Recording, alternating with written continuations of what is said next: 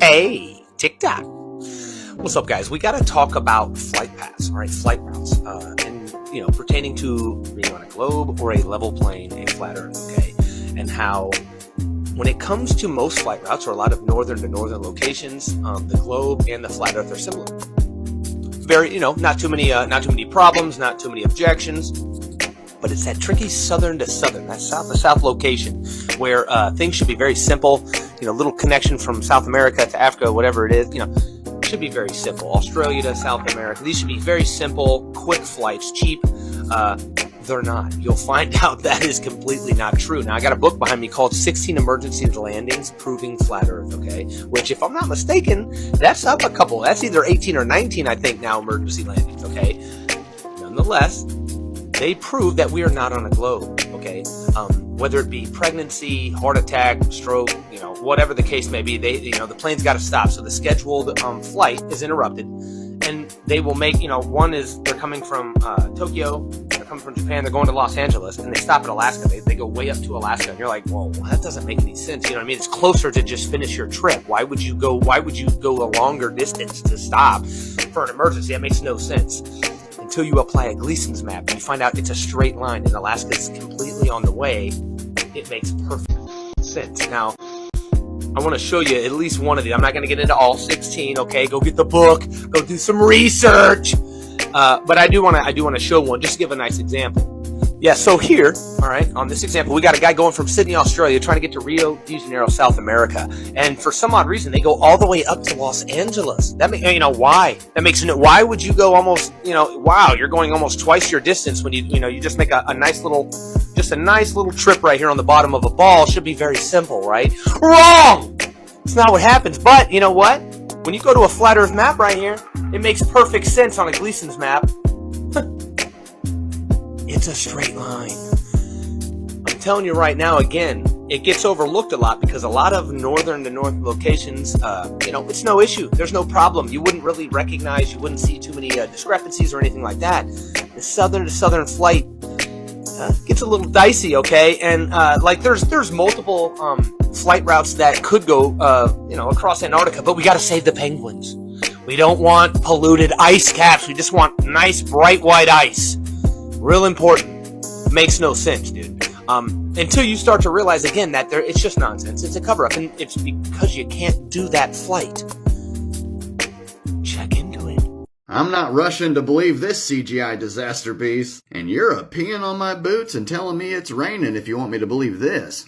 The point is, there are a lot of photos of Earth from space from all these other agencies, but there's no consistency. Each and every one looks different. I'd say our very own NASA is the best at faking it, but even them make major mistakes like copy and pasting cloud formations on the same picture.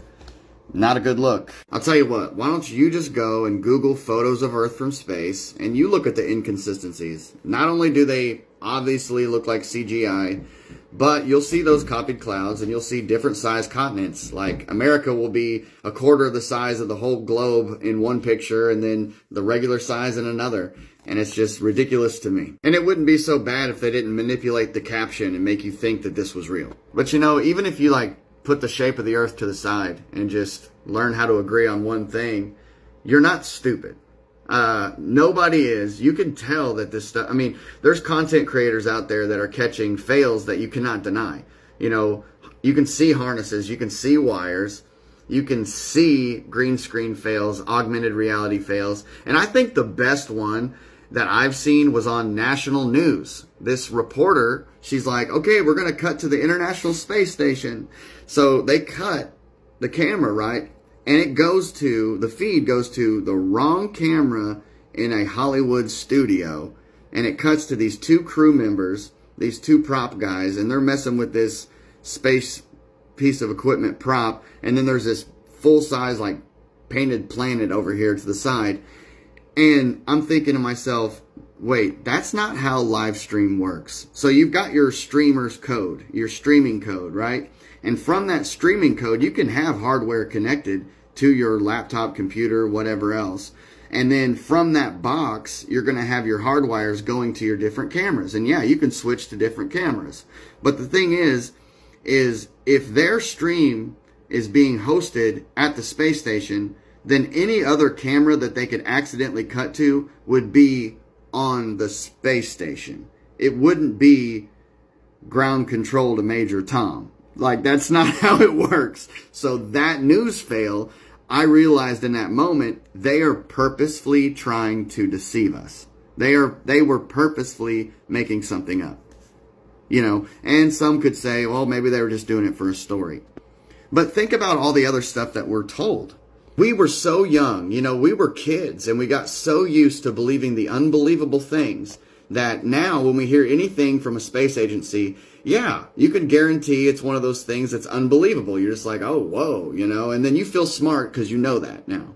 You know what I mean?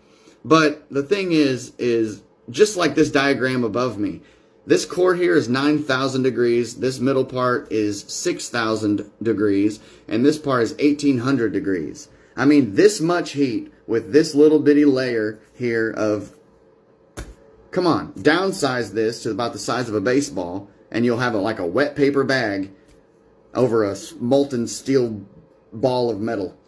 And how quick would that evaporate? I really honestly believe that if they want us to believe this, that this much heat has just this over top of it, our oceans would be at a constant boil. We would not be able to exist here if that much heat was beneath our feet. We would be so hot.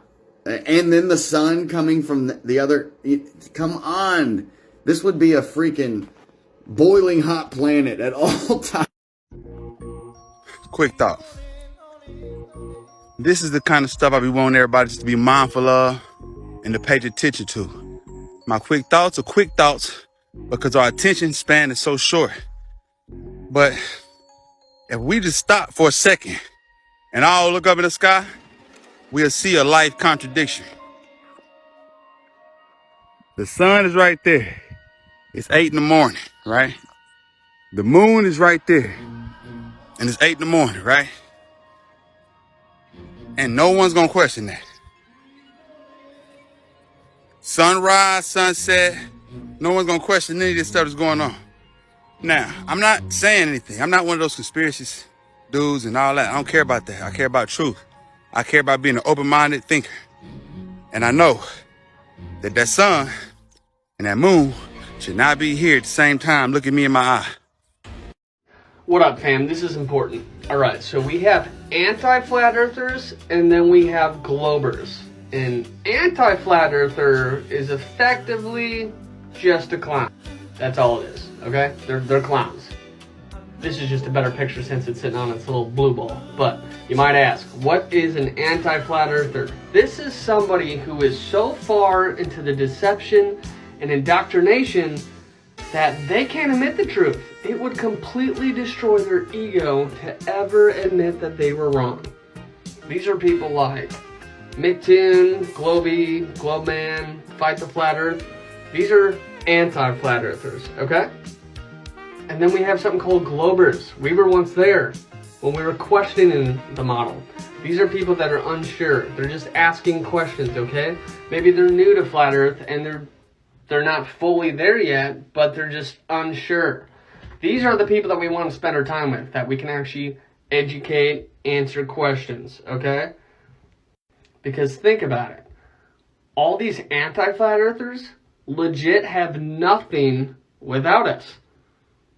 They don't. They don't have anything without us. They need us. So if we don't associate with them and we only associate with globers or people that are new, that actually want to learn and understand, that's going to be a game changer. So do with that what you will, but there's anti-flat earthers and there's globers. Make sure you know the difference and don't spend too much time on the remedial side of anti-flat earthers, okay? Because I even find myself doing that and I need to stop because they're clowns and that's all there is to it. This is the map of the flat earth. Here is the symbol of the United Nations. Here we have the symbol of the International Civil Aviation Organization. This is the symbol of the International Maritime Organization. And this is the symbol of the World Meteorologic Organization. Truth is plain sight, the earth is flat. Every picture of the earth is CGI. This was the owner of NASA, Werner von Braun, and on his grave he has Psalms 19:1, which is a Bible verse. The Bible verse is, "The heavens declare the glory of God, and the firmament showeth his handiwork." Why would the owner of NASA have this on his grave? Alongside of that, NASA in Hebrew means to deceive, beguiled. On top of that, look at what happens when I type in flat earth backwards into Google. NASA is the first one that comes up. First of all, we have the theory of gravity. Gravity keeps you on this floor. Gravity attracts everything around its vicinity to create gravity around the Earth. Or, as we say in our astronomy courses, when we teach our kids, gravity sucks. Gravity sucks evenly. It pulls everything to the center. But then Einstein gave us a different picture. Gravity doesn't suck at all. We tell our students, we lied to you. Gravity does not pull you to the floor. Space pushes you down. Why are you sitting in your chair today? Does gravity pull you to the floor? No. There is no such thing as gravitational pull. We lied to you. The space around you is warped, and space itself is pushing you down into your chair, and that's why you're sitting in your chair today. Why are you sitting in your chair today?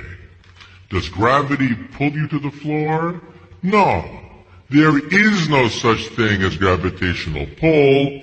We lied to you.